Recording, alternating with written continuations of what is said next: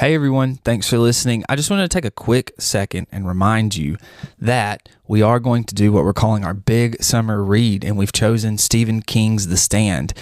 It is a large book, but I do hope that you'll join us and let me know if you're going to read with us. We're wanting to do maybe a couple episodes throughout the summer to check in, but also we're wanting to do a culminating episode, and you never know if we've got people who have been reading with us. It'd be awesome to have you aboard on the episode with us.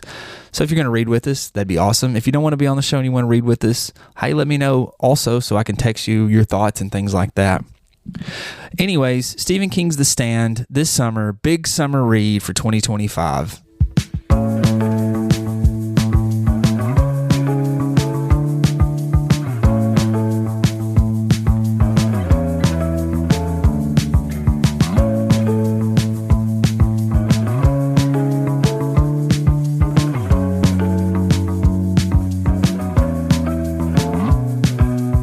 Well, hello kids.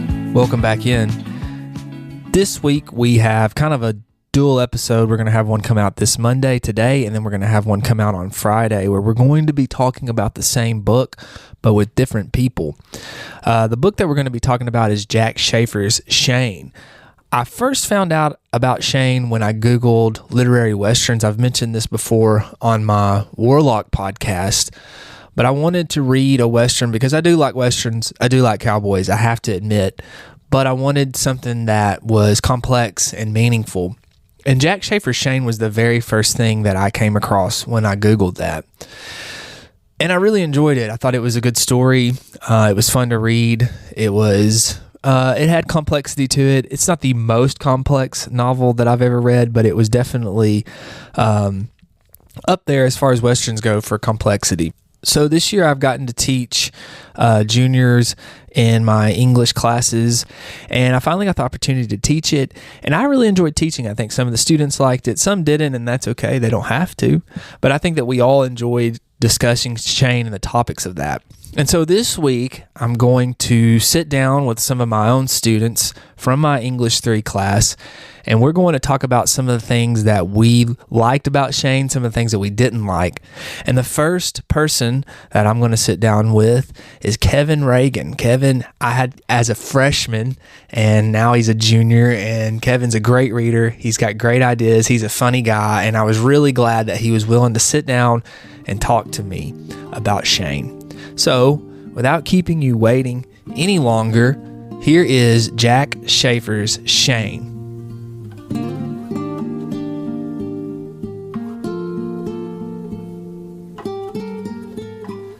Kevin, do you have a favorite book? Okay, so from what I've read, I gotta say probably the first Hunger Games book. Oh, okay. Because I had a lot of fun with it. Yeah. But I never finished the series. Oh, really? Picked it back up after that. Did you read the book after it? I don't think I did. Okay. Because I read it originally for I think it was a book report in 7th grade. Oh. And my teacher was like, I know, I've read the book. So if you just try to watch the movie and make a book report about it, then Yeah. I'll know. So I was kind of pressured into reading it. We tried to read it with our freshmen this past semester, and I don't know, it was all right. It didn't really go like I think we thought it would, but... Yeah. I feel like most people like Hunger Games. It's just if you're forced to read something, a lot of people just kind of drift away from it. Yeah. It's kind of easy to read, though. I mean, Yeah. I think I read it in a couple days. Yeah, I did. Yeah. I think I did most of it audiobooks. Oh, okay. Yeah. And yeah, I had a lot of fun with it. Cool. So if you were going to describe Shane or tell someone what Shane was about, how would you... What is Shane about? Well, I feel like Shane is mostly about just how you can't really change your past. You can only move forward, and how hard that can be if you've done the same thing for so long. Yeah. That's what it is to me, at least. That's cool. Because that's going to tie in when we go over Gatsby. That's going to tie in really well with that because he's trying to change the past instead of focusing on the future. What would you say, if I said, what did you read in class, and you said Shane, what would you tell your mom? She was like, what's that about? I'd be like, well, it's about this guy. And he comes to their house, and then they like him. They let him stay, and he helps them with their problems. And then has a very weird ending. Yeah, he's got a mysterious past. Yeah. So when we finished reading, you had the theory that Joe and Shane had, like, I guess, ridden together. Yeah, that right? was my ride or die theory right there. Do you still believe in that theory? Well, we got to like chapter 10, and I was like, okay, there's not enough book left for them to really dive into that theory. Yeah. And so I kind of did. I don't. They could have, but like I feel like that would be very vague as a theory because there's not really much evidence to back it up. What evidence did you find, though? What made you think that? I just like to believe it. It seems like it'd be a cool plot point. Yeah, it would be cool. Like a plot twist or something. Yeah. Yeah, that would be kind of interesting. I mean, I guess he just kind of strolled up there and Joe had no problem with him, so you could kind of put that together. Yeah, I mean, if somebody comes up to my house looking like he does and everybody's looking at him weird, like I'm not going to let him in my house. Yeah. You want to stay over for supper? Right, yeah. Joe was like, do you just want to live with us? Yeah. Had no problem with it. Yeah. I know we're working on the unreliable narrator stuff, and I know Preston I think he thinks that Bob is reliable, right? I don't think so. Oh, okay. I thought he said that hates in class Bob. one day. He hates Bob almost as much as he does the Stump. He just hates the whole book. Yeah, he does. There was not one part where he was smiling. Yeah, I Like, know. Yeah, that's funny. He liked the fights. Oh, I mean, the fights were good. Yeah. Yeah, they went into good detail. Yeah, they were very violent. Yeah. Yeah. What do you think about that? Because when Shane goes to fight, it's very violent. Why do you think the author was using that to be so descriptive? I think the reason he made it so descriptive, why Schafer did that, is because it kind of shows how experienced he is and how he's done it for a long time. Yeah. And I think that's why he went into so much detail. Yeah, because he was very vivid on what was going on with the fights. Everything else with Shane was like very, ominous. But then when it comes to the fights, it's like, oh, he wants to make sure yeah, he's got everything in there. Yeah, like Yeah. Shane is like the Undertaker or something. Do you think that goes into Bob being a kid, though? Because, kids will notice. You were talking about the Undertaker. I can remember watching wrestling when I was about that age. Do you think that he was taking that in more? Or? Yeah, he probably was. Honestly, I feel like Bob is very, like, most of the stuff that gets said in the story, or most of the stuff that he recounts on, is very, like, unreliable just because of the fact that, like, you think back on memories when you were a kid, it's like they're going to be very, like, foggy. Yeah. And you're not going to be able to remember a lot of it, so you're going to kind of fill in the gaps. Mm-hmm. And I feel like that's what he does for most of the story. Because you're not going to remember, like, little dialogue snippets that happened between Shane and Joe in a very, like, Yeah. Oh, I know, yeah. So do you think that Bob is reliable, or do you think that he's unreliable? I don't think he's very reliable just because of how young he is. And he has no, like, greater knowledge of what's going on. And they hide a lot from him. Because, your parents, when you're a kid, once again, they won't tell you some things, that are going on, like financial issues, stuff like that. And so I feel like, Yeah, I do. I think that's what I kind of like about it for us to read as juniors is because I think I talked about this yesterday, but there's a lot that's left unsaid. Yeah. And then we as readers have to piece that together, know? And I think that was good for us to talk about during class. And I feel like that makes the novel more, like, rich and complex when the author does that. Because if he's just telling you everything, you're not really going to, walk away with something to think about. Yeah. Well, I think that goes back, you were talking about the Hunger Games. I guess that's the difference between that and Shane. I don't think that Shane is the most complex novel, But I do think that there is, like you were saying, that level of complexity because the Hunger Games, I mean, we know everything that's going on. There's no, like, second guessing. You know? I think the movies are almost more complex, to be honest, than the novel. I honestly enjoyed the films more than I did. I think that I did too, yeah. Because they just, like, because you get, like, a really vivid idea of what's going on in the Hunger Games, and when you watch it, honestly, it was just about what I was imagining. Yeah, like, I think so too. They did a good job. I think those are the best, like, film adaptations. In my opinion. I think Jennifer Lawrence was Katniss. I mean, literally. She acted that out perfectly. I feel like they couldn't have done better with the casting. Yeah, I think so too. I think, though, in the movies, there's that, is she in love with Peter or is she in love with Gale? But in the book, that wasn't really an issue. So I do think that there was always more towards Peter. Yeah, that was never a question, I felt like, in the book. Yeah. So I feel like that was more complex than the novel. Yeah. Does that make sense? Mm-hmm. Yeah. And now, what about that stump? and Shane. What do you think about the stump? Okay, you know how Preston hates the living, I think everybody does, to be honest with you. And I feel like, you were trying to allude to it in the beginning that it was something that was like foreshadowing, Mm-hmm. Because Joe and Shane are, trying to get this stump out. It's a problem to them. Mm-hmm. But I feel like Jack Schafer didn't really have to spend a whole chapter on it. Yeah, I think so Especially too. since it's very loose foreshadowing, because with the stump, Joe and Shane both, they're going their hardest to get it out. But in the end, Shane just kind of solos and just like Joe's just taking a nap. He's snoring while Shane is shooting people, Yeah, which is what happens at the end, right? Yeah. Because he knocks him out and I don't know. The stump scene for me when I first read Shane was always so confusing because I thought, why are you spending so much time on this? Yeah. And then having to go back and reread it a couple more times, it started to make more sense that it was the foreshadowing of these two are going to have to work together to solve this one problem, which, like you said, I think that it's good writing, but you don't really, when you read it at first, you're kind of like, what is this even for? Yeah, which I feel like there's a lot of like books that has stuff like that in it where it's like you don't know what it is, what it's alluding to until you've read it a second or third time. Yeah. But I think, I don't know, it was a long chapter, the stump. But I do think that it was useful. Do you know what I mean? I think it's okay. I wish it wasn't as long. Yeah, but I feel like they could have added, because I don't know. I feel like for that loose of a foreshadowing event, it was so long, and it wasn't even like a good foreshadow in my opinion. Yeah. Because, just the differences between, the stump, it's Joe and Shane going to work at it. End of the book, it's just Shane doing all the work. Yeah.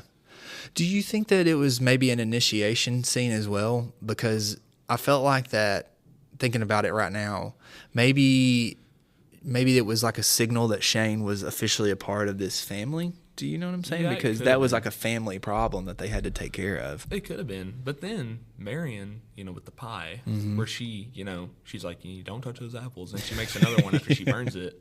Yeah. What do you think about that? Because Shane said that was her stump. So what do you think about that? Well, honestly, I don't know. Because, like, with the pie, it just kind of, we had half the class thinking that it was, that Marion was going to cheat on Joe just because of the hat incident, which he literally compliments her on a paragraph later. Yeah. But, like, with the pie part, I don't know. It just didn't really mean much to me for Marion because she doesn't really have, like, a huge role in the story. Yeah. Well, do you think I brought up in class that I felt like that Marianne was always there as maybe a voice of reason, but always she seemed to me always to rebut whatever Joe had to say. How did you view Marianne? I don't know. I think there could be more going on there because she's always on Shane's side. She's always supporting Shane. Yeah. But then with Joe, as soon as Shane comes in the picture, which we don't get any, prologue or anything to what their life was like before. Sure. But, like, I feel like Marion just instantly gravitated towards Shane. Mm-hmm. And there could have been something more there. Do you think that there was? I don't know, because with how ominous this book is and how much they don't tell you, they made it very clear, like weirdly clear at the end, trying to, like, make you think that. Yeah. So my personal opinion as a reader, I think that something was going on. Oh, yeah. Do you know what I mean? I think that there was something going on. Yeah. I think it goes into, like we've been talking about, Bob being young and not really understanding some things. Yeah. There was just some odd things that Marion said to Shane, some odd things that he said to her. Do you know? Some things you wouldn't say to a friend. Right. Yeah, like, right. Yeah. Yeah, especially when he went out of his way to ask if she was doing that for him or whatever. Or I think it may have been her asking, "Are you doing it for me?" or something like that. Yeah. Do you remember that part? Yeah. I thought that he said no, didn't he? Yeah, but he had to think about it. Yeah. He hesitated a lot. Yeah, he did hesitate. Yeah. So I think that there was something going on there that Bob wasn't picking up on. So where he was so young. Yeah. And like, my mom would never do that. Right. Yeah. And so he just kind of throws out the stuff, like the actual good details and doesn't tell us about that. 'Cause it's like, I was just imagining that. That didn't happen. Well, so I guess that goes in back to what we were talking about, Bob as an unreliable narrator. And I know you guys are working on a project in class on this, but do you think that he was naive, or I'm trying to think of the other one. To me, there were only two options, really. Yeah, it was naive, and what was the other one? It was like... Why can I not think? I mean, I put the slideshow. You made the slideshow? I'm literally taught it yesterday. I can't remember. It wasn't like to protect himself.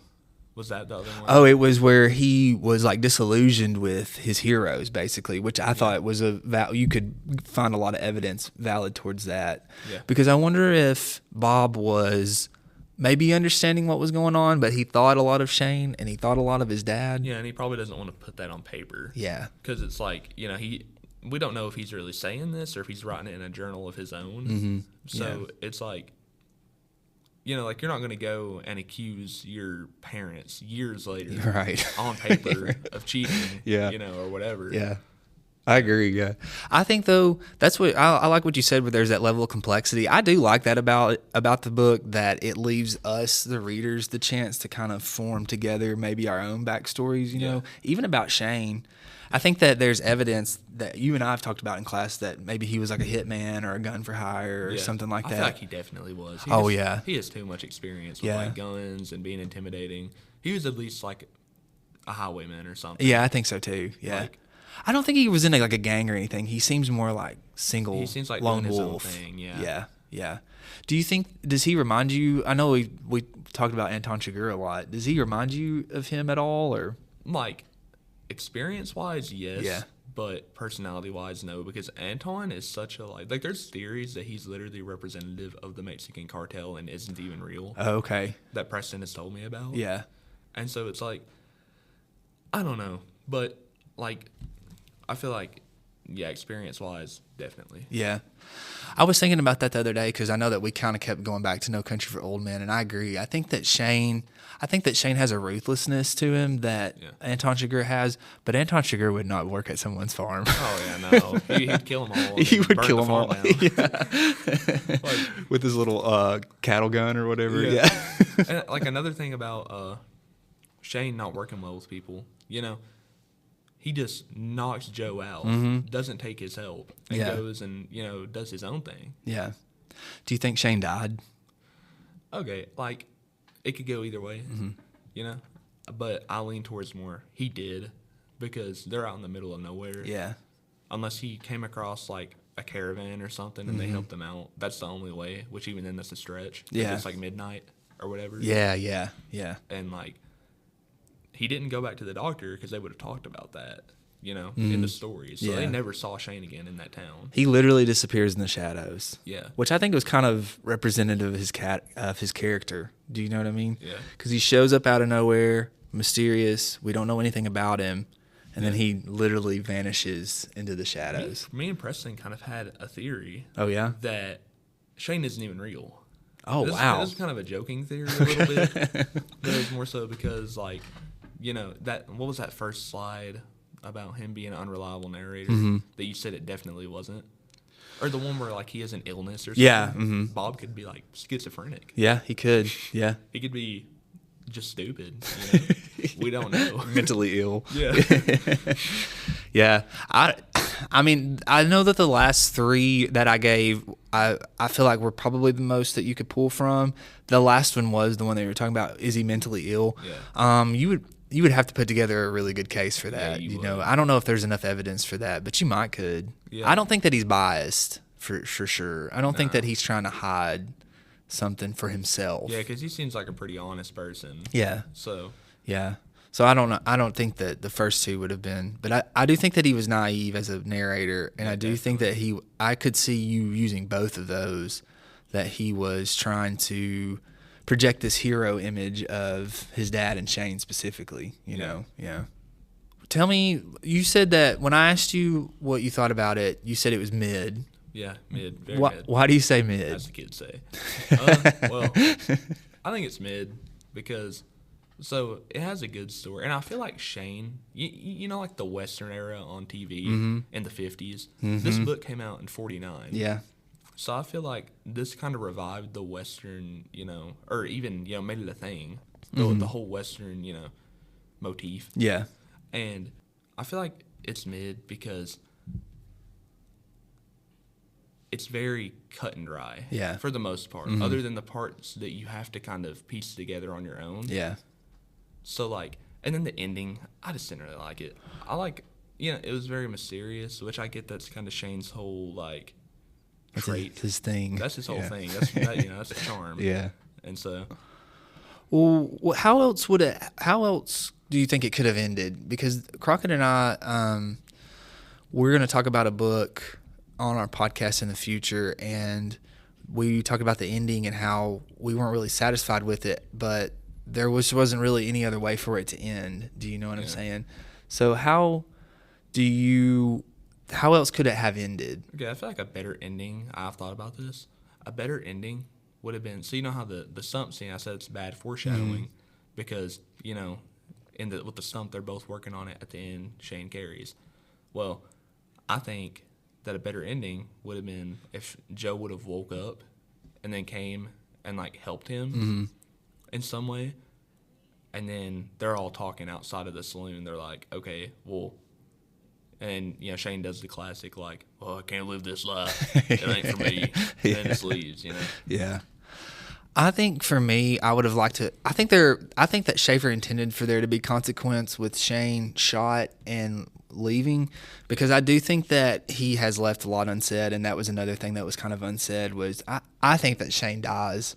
Yeah. I don't think that there's any way he survives that. Yeah, there's no way. So I think that there's consequence in that, but as I guess you guys are becoming more mature readers, I think that we want to actually know to some extent. Do you know what I'm saying? Yeah. And so I think for me, I would have liked to have seen more consequence in the thought of, I don't know, I think the ending that I had said was, I think that I would have wished Fletcher would have shot Shane in the back when he popped up from the balcony. Oh, yeah, and they turn on him. And then they turned on him. Yeah. But that would almost go hand in hand with the happy ending type thing. Do you know what I mean? And I don't know that that's what I was really looking for either. Which, I kind of empathize with Fletcher, him being the villain and everything. Because, with the Homestead Act, he had all that land. Yeah. And they kind of come and just take it from him. Yeah, yeah. So I kind of empathize with him for that. I had a good article that I wanted to give you guys, and then the website that I use ended up getting blocked, so I wasn't able to retrieve it. Yeah, I know. But it was about the land grab in Oklahoma and how people would fight and kill for land, and they were racing out there. And really, they were taking land from the Cherokee as well, and that was part of the treaty is we're not going to take any land. Oh, and then we love taking land from them. Yeah. So I was really wanting to kind of compare that because I thought it would give more context to, like you were saying, with Fletcher. Yeah. I think it's interesting, though, that you've looked at our villain and sympathized with him, which I think is a good thing, right? Because we can see his perspective on things. But yeah. And I feel like Shane has really good potential for a follow-up novel. They could make a really good epilogue. What would you have happen in it? Okay, so it would follow Bob, and it could go one of two ways. Either he's successful and then he breaks bad. Okay. Or he's just kind of grown up and he's seen Shane and he remembers him, and that's kind of what he wants to be. And so he's like a gunslinger, finds his own, Joe and Marion, so to speak. Oh, yeah. And then, but it wouldn't be exactly the same. Yeah. There'd be differences and stuff, What if he found Shane? Found Shane, like an old man. Old man. They dueled. Yeah. See who's the better man. Yeah. Well, you've played Red Dead Redemption 2. Yeah. Have you played the first one? Yeah, I have. Okay. I played bits and pieces of it because I had it on PlayStation 3, and I played some of it. I played, the important missions. Yeah. I'm thinking about, when he goes to Mexico and he runs into Landon Ricketts and he's like a gunslinger in his past days. I'm thinking if Bob came across Shane like that. Oh, and Shane's like his mentor. Yeah. He teaches him how to get Deadeye. Yeah. How to control the Deadeye. Shoot the bottles. Yeah. Yeah. That would kind of be cool. Yeah. Yeah. Something you said reminded me of Red Dead Redemption, and I can't think of it right now. You were talking about the ending too. It kind of reminds me. One thing you talked about was how Jack ends up, because in Red Dead Redemption he's like studious, and him and John don't understand each other. Oh yeah. And then when John's killed, that's a turning point for him, and he becomes this outlaw that they were trying to avoid him becoming. Yeah. So That would be interesting if they wrote a book like that. Yeah, that would be. You said that you saw a lot of similarities in, which I know it's a video game, but I do think that the stories in Red Dead Redemption series are very complex, especially in Red Dead Redemption 2. Yeah, that's like peak video game writing. Oh yeah, I think so too. I think it's a piece of art, to be honest with you. Yeah, honestly. Arthur Morgan's character arc in that is so good. Oh yeah, and you don't even notice it until like, you know, certain eventful moments where he does like the right thing despite what he's grown into. Yeah. Well, especially too when you get to the part where he's you can tell he's starting to question Dutch. Yeah, and especially when he feeds Bronte to that gator. Oh yeah, that's so like, wild. And John's like, we don't feed people to gators. Yeah. And then he's like making an exit strategy for John because I guess he knows he's dying, but yeah, which he would have never have done that at the beginning of the game. Oh yeah, no, he would have fed him to wolves or something and been joking and getting, you know. Yeah. Well, I'm thinking too of the scenes or the missions, I guess, where you have to go. The guy that gives him tuberculosis. Oh yeah. And you've got to go find. I think You've got to go find the wife and the son, and she's turned into a prostitute. Oh you know? Yeah. And the son's working in the coal mine. Yeah, and he's trying to give them money. Yeah. That's really when you know that he's changed. Because he never would have did that. No, because he literally went to them to take their money. Yeah, he would have robbed them if it would have been, you know, old Arthur. Yeah, I know for sure. Like, yeah. So can you think of anything off the top of your head? Any similarities that you see between the two? Well, I've talked about this one where Shane goes back into the barn and puts his old clothes on, and that reminds me of the part in Red Dead in the epilogue when he's working on that farm, you know, trying to be better for Abigail. Yeah. And then, you know, those I forget who they're called, but they come and they, you know, they burn the place, whatever. And he goes in the house, puts his old clothes on. And goes to look for Micah or whatever. Yeah. Yeah. Well, no, I'm talking about the part where he goes to the opposing farm. It's like the very beginning. Yeah. At the beginning of that epilogue. Yeah. Oh, yeah, and you've got to go. Yeah, I know what you're talking about. Yeah. And then you get the iconic, you know, him with the sawed off, like the art for the game. Yeah. That is a good comparison. Yeah. Can you think of anything else? Okay, honestly, off the top of my head, I don't have much other than I just thought of, you know, the strange man in part 1? Yeah. Kind of reminds me of Shane. Because we don't know his past. Very ominous. And people have made theories about him, like we're theorizing about Shane, and people have made countless theories about the strange man. Yeah. People saying, you know, he's God or whatever. Yeah, I've seen that, Yeah.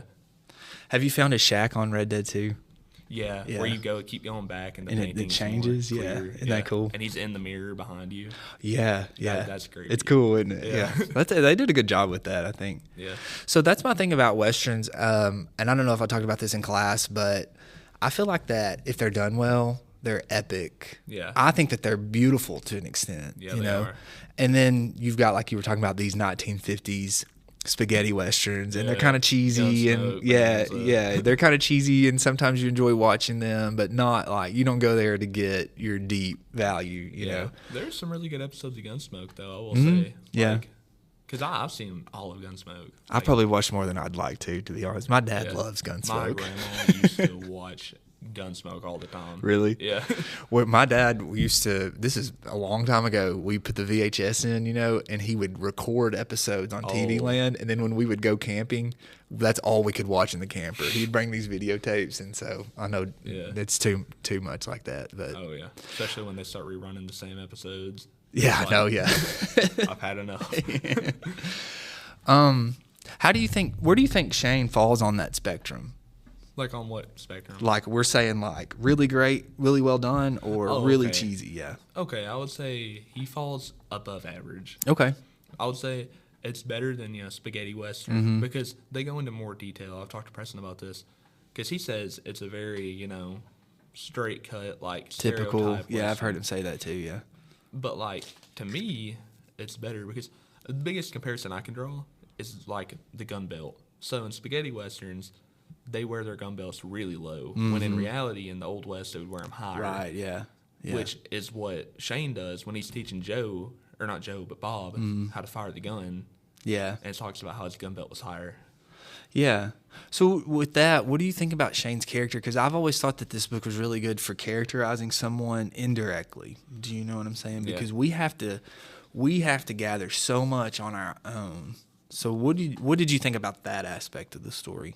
Well, yeah, Jack Schafer does leave a lot for you to pick up indirectly through like the hints he puts in the book, and so I think that's why Shane is a very like honestly not thought out character. I feel like Shane is like kind of a blank canvas. Oh, really? Yeah. Do you think maybe Schafer wanted it to leave it up because up to your interpretation? Because he's kind of up to the Starrett's interpretation as well, you know, because you're learning about him as the Starrett are. Yeah. And we're seeing it from Bob's point of view, right? So yeah, that's a good thought, because we're learning him as Bob and the Starretts are learning him, and they all kind of have, I think, different perspectives of Shane, because Joe trusts him, but he's afraid of him. Yeah, I think if we take for what's there, Marion is kind of skeptical of him, even though she's cheap. I think there's something's going on there, yeah. But if we go with what is stated, I think she's a little skeptical of him, and then Bob just hero worships him, you know. Yeah. So maybe it's up. Maybe Schafer wanted that to be up for us to decide about Shane. I feel like to a point, Joe is a coward, and the reason I say really? that is because he's all nice to Shane, but then on the side he's telling Bob, he's like, hey, don't trust him, don't get to know him, because he'll be gone. Mm-hmm. So he never really intended on Shane sticking around. He just used them to get rid of Fletcher. Yeah. Do you think that Joe knew that there was going to be like a head-to-head type thing between Shane and Fletcher's people, and that probably Shane would end up dead? Yeah, I think he did. I think it was kind of just a Hail Mary. Mm-hmm. And yeah. What does that make you think about Joe? You talk about a coward. What do you think that says about him, that he is? I mean, I don't think he was going to have a guy come in and fight his own fights, because he was at the end of. I mean, Shane had to knock him out, right? Yeah. For him to. But then at the end, he's also wanting to move. He's like, "Well, we're going to what was it, Oregon? I think Montana or something like that." Yeah. He was ready to get out of there. Yeah, he's like, we caused enough problems. And Fletcher's dead. Yeah. The problem is solved. Why are you leaving? The whole reason you would leave is gone. And Marion was about to crash out. Yeah, that's funny. I like Shane. I enjoy it. I mean, I know I'm not saying it's like the best. I think sometimes there's a misconception from students that the stuff that we read in class is like my all-time favorite stuff. Oh, yeah. You know, yeah, but I mean, people feel like that. Yeah, I think that it's good, but I don't think it's the best. There are better. I like westerns. I've read better westerns. I have too. Yeah, I've seen spaghetti westerns better. I can't even lie. But really, well, some of them are good. Yeah. Yeah. Like some of the Clint Eastwood, they're pretty good. Oh yeah. Yeah, Clint Eastwood has some classics. Have you ever watched the Josie Wells? Okay, so I watched all of the Clint Eastwood's movies with my grandma a long time ago. I do not remember. I think I've seen it, but I don't remember a piece of it. Yeah. Man, that generation loves their westerns, don't they? Yeah, they do. They love their Gunsmoke, their Bonanza, the Virginian. Yeah. Do you think so? I think that there's like a revival going on with the Western, because you've got Yellowstone, and then they've had their 2 spinoffs, and then Tulsa King came out, which I think is like a modern Western. Oh yeah, I've seen it. Is that the one with Sylvester? Yeah, and then what's the one with Billy Bob Thornton? I can't remember the name of it. I'm not sure, but it's come out. So do you think that that's just because we're finding good stories there, or do you think that maybe like, I guess my generation and your generation are starting to create, and we're going back to our previous generation too? I feel like Hollywood is running out of ideas. Mm-hmm. So they're kind of bringing back old IPs. Yeah, and like ideas. And I think that they can be good. They can be. Yeah. I think if they're more like realistic than the old ones, and they have like better stories, better writing, then because westerns, they are some of the best, I would say. Yeah, I think if they're done well. Me and Preston were talking. He's like, I just don't like the western category, which is fine. Yeah, that's fine. That's subjective, but like. You gotta appreciate, certain things about it. Well, I think I've told Crockett, to me, Europe has like the knights and castles, and that's what we have in America is the cowboys and the guns and stuff. That's our King Arthur or whatever. Do you know what I mean? I do think though, like sometimes I think that with, and I don't know if Preston's gonna listen to this, but I think that was what I was trying to get Preston to look at was. It's more than just the genre, like we've been talking about. There were some complex ideas that we can find. You said about the message being look to the future, don't worry about the past. Yeah. We're going to see that in The Great Gatsby, because he's trying to repeat the past and miss out on this future that he has. So I think there's good complex ideas there. Yeah, because I feel like at the end of the day, Shane is still a very influential novel to like society as a whole. Yeah. Because in my opinion, it revived the Western category and kind of made it big. Yeah. Because, it's no coincidence those Westerns came out in the 50s. Yeah. And, Shane came out at the turn of the decade. So. Yeah. Have you watched the movie Shane? No, I haven't. It's bad. Oh, yeah. It's really you bad. Do not want to watch no, that I in didn't class. know. We probably, when I turned 310 to Yuma, and I was like, oh, this is more violent than I remember. But we probably should have at least given it a go. But it was not good. Yeah. It was very cheesy. It was on that side of the spectrum, you know? Yeah. Didn't you say it had, like, differences to the novel? Yeah, I didn't finish it because I didn't enjoy it so much, but they changed Bob's name to something else, and he was very whiny in the movie, which I know a lot of the students in class said that they were annoyed with Bob. Oh, yeah, and Bob, I get that to an extent. Bob was my least favorite character. Yeah. I can't even lie. Why is that? Just because of how, like, naggy he is. Yeah. And how, like, nosy he is. Oh, yeah. Oh, you're getting in everybody's business. Like, shoo. Yeah. Get One day, Kevin, you're going to have kids, and you're going to realize that that's how they are. Yeah. Like, you remind me of this kid. Yeah. Let me tell you about this guy, Bob, I read about. Yeah, the movie's bad. But you know what I think's cool is they shot it in Wyoming in front of the Tetons. I think they did it at the national park, so I thought that was kind of cool. That was a cool thing. But at the time, it was huge. They've got it on, I think, the AFI Top 100. Really? Yeah, I know. It's crazy. Dang. Maybe I just don't. Maybe I'm just. Maybe not, it's where I don't know what I'm talking about. Maybe where it's like so old, you just can't really appreciate it as much as they did at the time. Maybe, It's like a comparison I could draw with music. Like people, the Beatles, the reason they were so influential is because of how different they were to everything at the time. When we listened to Led Zeppelin, I always thought that they were like ahead of their time. They were. Yeah. That's why they were so big. In my opinion, 70s music is so much better than 80s. Oh, you think the so? The 80s is so full of sellouts. It's like the 80s is like the 70s, but worse. You get the hair metal. Yeah. Yeah. Bret Michaels, that's who I think of all the time. Yeah. But he had a show when I was in high school. Okay, well, let's rate Shane. Have you ever been to McKay's? No, I don't think so. Okay. Dang. McKay's is the best place on earth. Yeah, what is it? So it's a used bookstore. They've got one in Knoxville, Nashville, and Chattanooga. Yeah. It's like the size of our gym. Oh, wow. Just full of books. It's a lot of books. It's a lot of books. And you can get them pretty cheap. I mean, I've gotten a book for like $1 there before. Oh, wow. Yeah. A lot of times, actually. Yeah. So think about that, because that's one thing I'm going to ask you. Is how much would you pay for this at McKay's? For Shane. For Shane at McKay's. At McKay's. So at a used bookstore. Goodwill. But I'm trying to get Shane or McKay's to sponsor my show, so that's why I keep plugging them. Oh, yeah. Okay, so.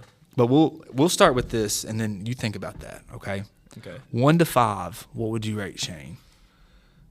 Okay, I would probably rate it a 3. Okay. Because I still think it's mediocre at best. Yeah. But, like, yeah, I'd rate it a good 3. Okay. It had its parts that were good. Okay. I liked. 1 to 20. 1 to 20. Mm-hmm. Yeah, think about that. Probably an 11. Okay. That would put you about where you're at, yeah. Yeah. Okay. Okay, how much would you pay for this at McKay's? At McKay's? Well, what's, like, their average for... It's different stuff. I bought a book there Monday for $12, which was probably the most I've ever bought one for, but it was a Western, and it's one that I've been wanting to read for a while, and it was hardback, and on Amazon it was $35. Oh, wow. Yeah. So you saved a lot there. I was like, I've got to buy this right now. Yeah.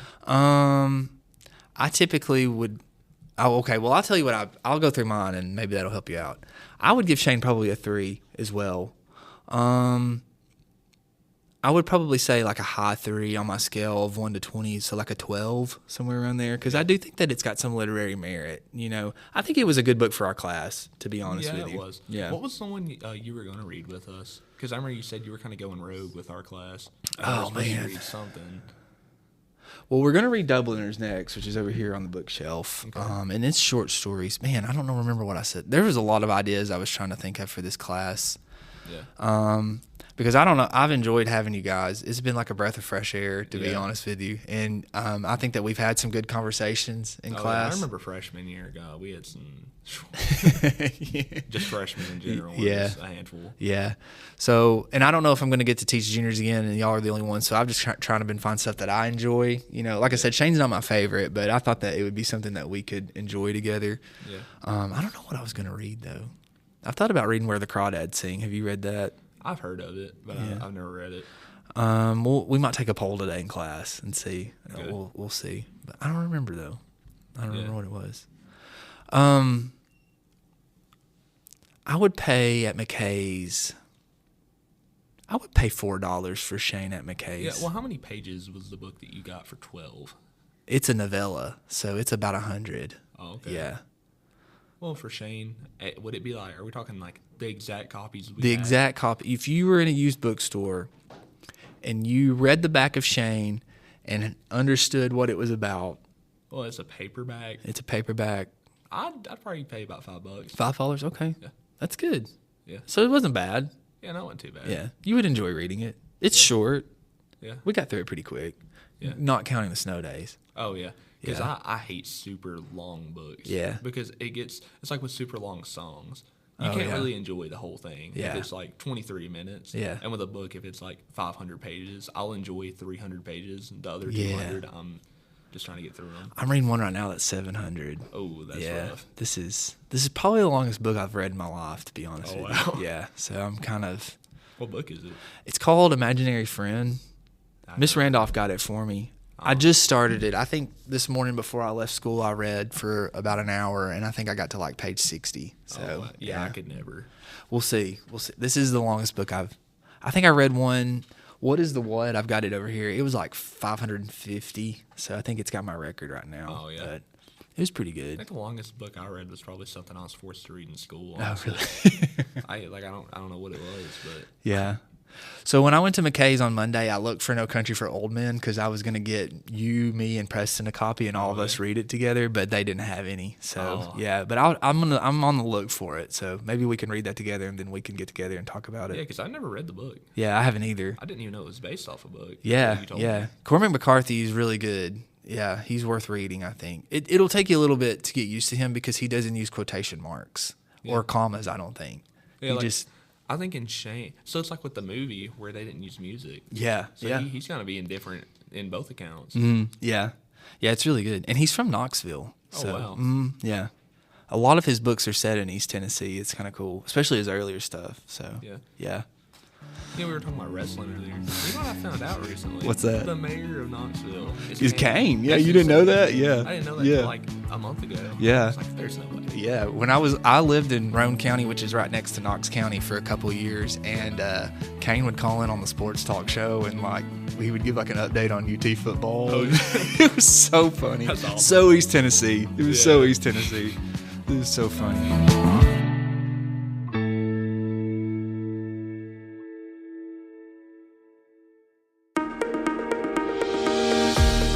Hey, if you're a fan of good conversations and fresh takes on literature and the kind of school stories that stick with you long after the bell rings, well, I've got a podcast for you. It's called With Honors, and it's where my high school students have taken the microphone, not just to analyze books or talk about our lessons, but to reflect on what we've learned this year, have conversations about what surprised them, how our literature and classroom experiences connect to their real lives.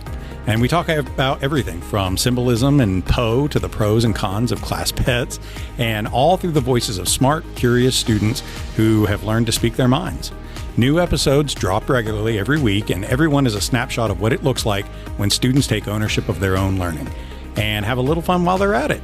You can find With Honors on Spotify, Apple Podcasts, and our YouTube channel, so check them out.